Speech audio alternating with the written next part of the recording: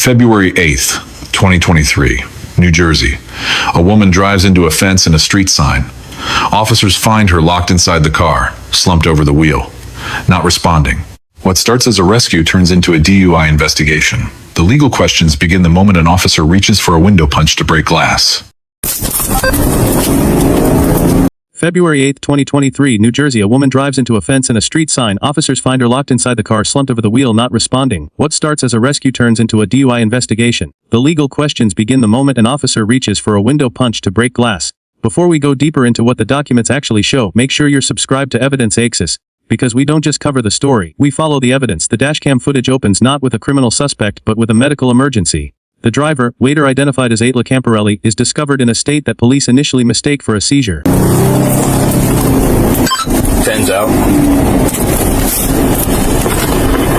4. Caller just called back and said that the driver is slumped over the wheel.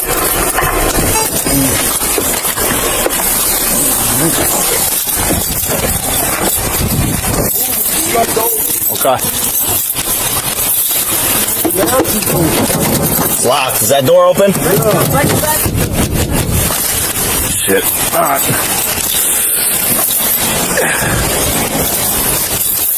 Her body is locked in a muscular rigidity that one officer describes as super tense, and she is unresponsive to the point of appearing unconscious. How you doing? You okay? You okay? Miss, can you speak? Okay. What's going on? Are you hurt?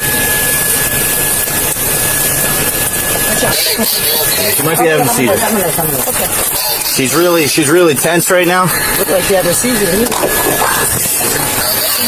get the seat lower? Can you lower the seat? No, I got this for you. Okay? What's her name? Angela what?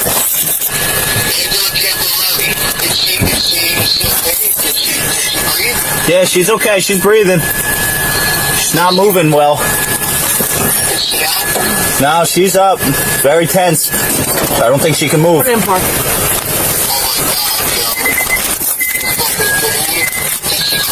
Yes. What's her name? Who are you, sir? What's her name? I got Angela. Who are you to Angela? No, she's up, but she's... Hey, friend, where do you live? I can't, remove her. Her muscles are all super tense right now. Ma'am, I'm bleeding. I don't want to get that on you. You keep leaning over me. You're okay. I know you're trying to help here. I just said I was administered. I was afraid to come over here by myself. I got it, yeah. At first I ain't see nobody. But then I, seen her, figure, No. Can we get EMS? Did we dispatch them already? Yeah. Thank you. Tell us if she has medical issues. See if she's got any paperwork in here, insurance, anything like that, so we can...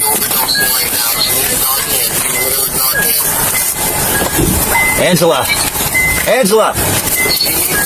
Somebody get a Narcan. Yeah, I got it. Thanks. To the responding officers, this looks like a potential overdose, and the immediate priority is to break the glass and extract her from the vehicle. This isn't typical for someone that's overdosing. That's why I'm asking if she has any medical issues. Yeah.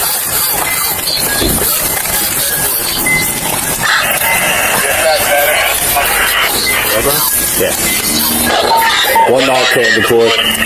You're bleeding, Chris. I know, I had to break the window.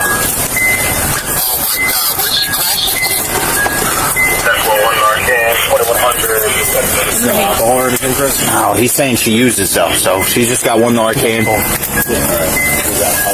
Yeah, somebody. Yeah, if you can. I got something. Just don't put her down on the glass. Get under her arms if you can. Okay. Use your legs, not your back. No. Get in a little tighter if you can. And down. Slow. Head. All right. Back up. What's her name? Jessica? Angela. Wake up, sir. You wake up? On the phone, sir. Does she use? She's speaking. What does she use? Angela. Okay. Snort, inject, do we know? No?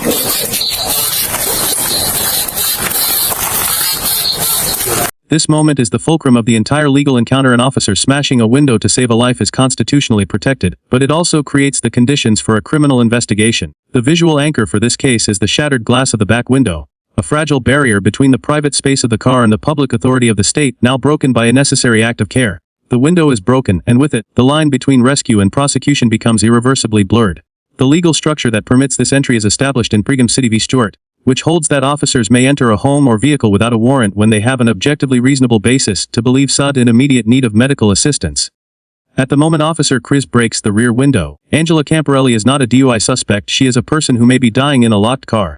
The doctrine of community cared in KDV Dombrowski justifies this intrusion not as a search for evidence, but as a response to an exigent health crisis.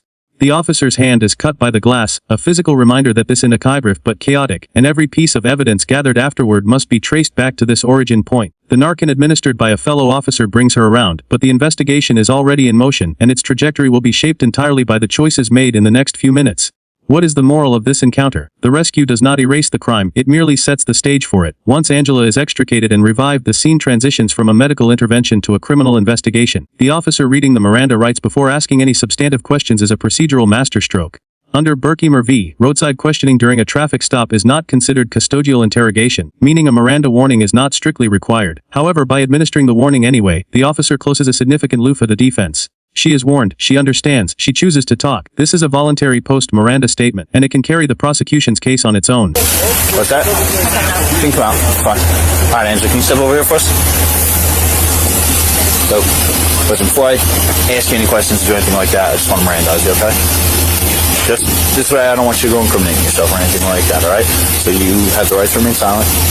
You have the right, you have the right to remain silent. Anything I say to you can and will be used against you in the court of law. If you have the right to an attorney, cannot afford an attorney, one will be appointed to you. You understand these? I've explained them to you? Okay. So, what happened here tonight? How did we get here? I went to turn around and that's all I remember. You had to turn around? Yeah. So which way were you? You were coming from this way, obviously. So you got up here and tried to turn and just jump the curb? I don't remember. You don't remember? Okay, is there a reason you don't remember? Did you use anything tonight that maybe you shouldn't have? Yeah? So what were you using? I used heroin. You were using heroin and crack? The officer asks, "Did you use anything tonight?" She responds, "I used heroin." The question is open-ended, not leading, and the admission is a dagger. She also admits to using heroin and crack cocaine that night before driving, a poly-drug combination that explains the contradictory symptoms of her overdose. Heroin depresses the nervous, stimulates it, creating the super-tense rigidity that confused the initial responders. The legal trap is set, and she has walked directly into it. The rescue does not erase the crime. The 3 standardized field sobriety tests that follow are the evidentiary pillars of the DUI charge. The Horizontal Gaze Nystagmus test tracks involuntary eye movement, physiological response the subject cannot fake. Yeah. Alright, so before this accident, have you had any head injuries, anything like that? No? Okay. This first test we're going to do is with your eyes. It's an HGN test. It's all about the tracking of your eyes. So a head injury might alter that. So no head injuries, except for something maybe sustained in this car accident, correct? Alright. So, see this pen? See the tip of this pen? Yeah. What color is it? Black. It's black? Alright. And you're capable of following this pen as I move it? Yeah. Alright. So that's what I want you to do. I want you to put your hands down at your side, feet together, and using just your eyes and only your eyes, I want you to follow the tip of this pen wherever it goes, alright? Don't turn your head, just your eyes. You understand these instructions? Alright.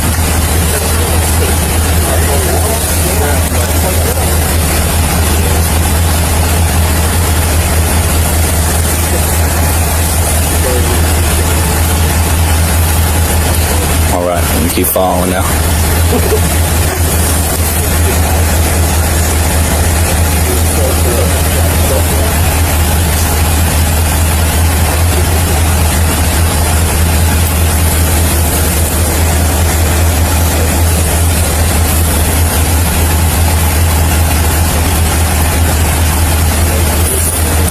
Again, just keep following this pen with just your eyes. Doing good.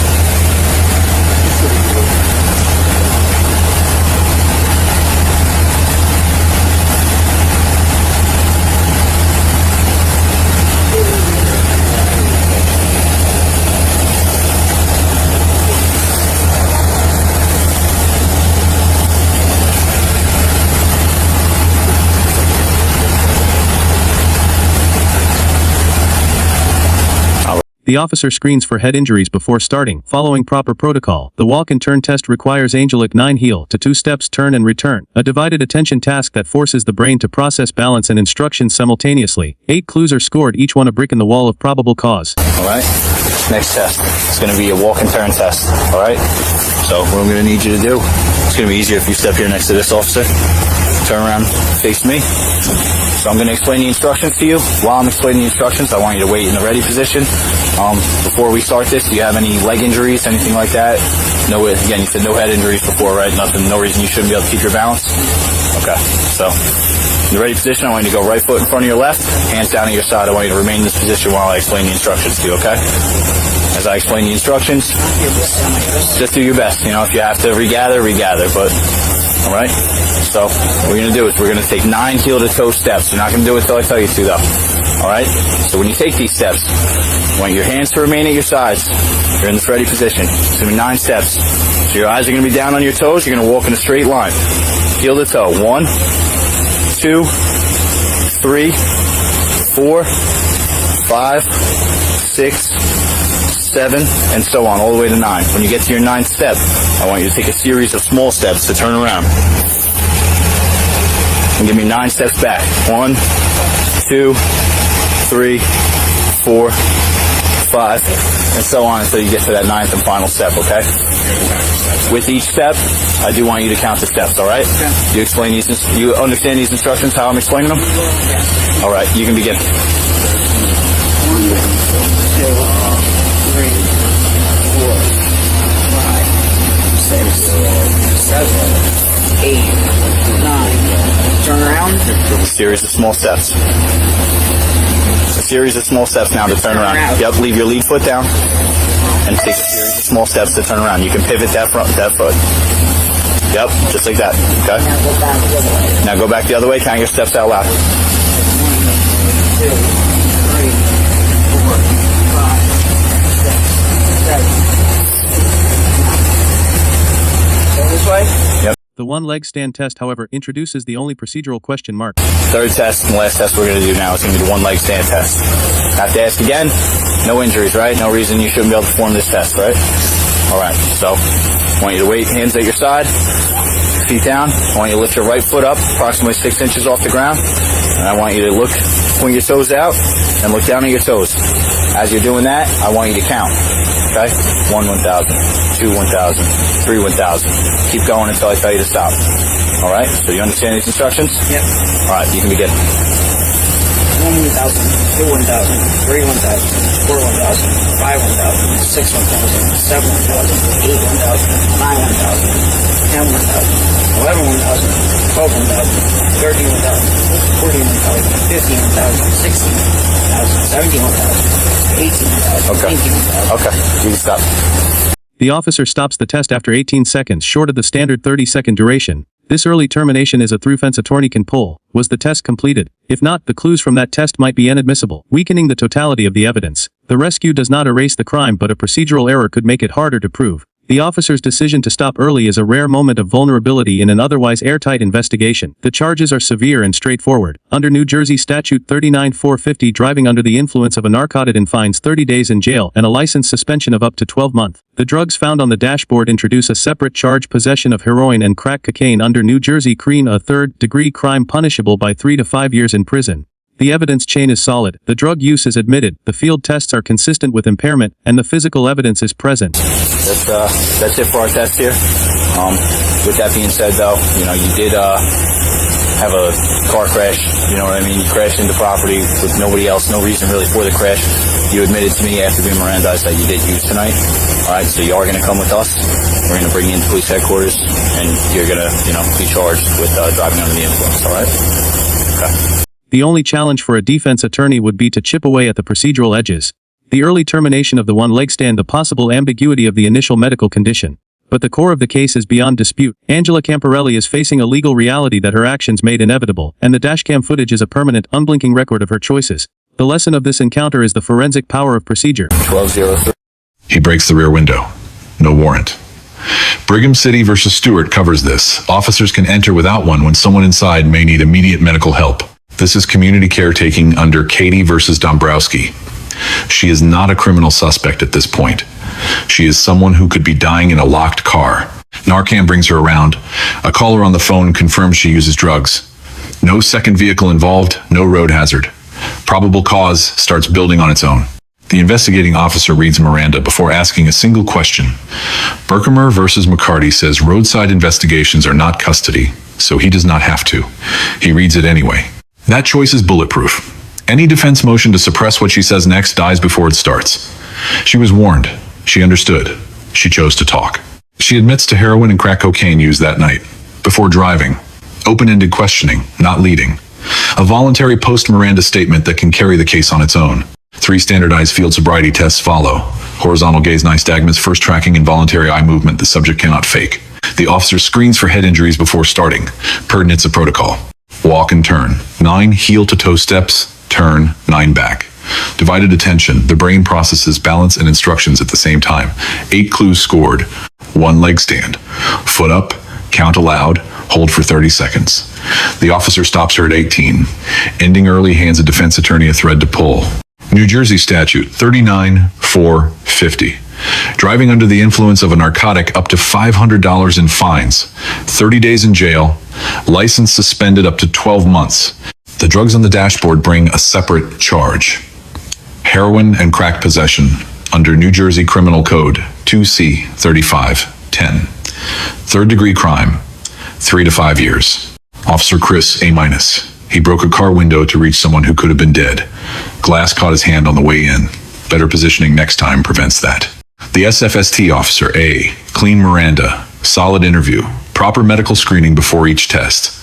The only question mark stopping the 1 leg stand 12 seconds early. Angela Camperelli, D+. Driving on heroin and crack is not a mistake. It is a choice that nearly killed her and could have taken someone else out. Cooperation during arrest is the only thing above failing. The lesson. Read Miranda early and take suppression off the table. This officer did not wait to decide whether custody had technically attached. He read the rights and closed the door on that argument. Document the rescue before building the case. Narcan lot numbers. Pre-test medical screenings.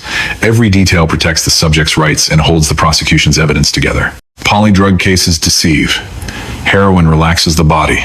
Crack cocaine tightens it. Together they look like a seizure, not an overdose.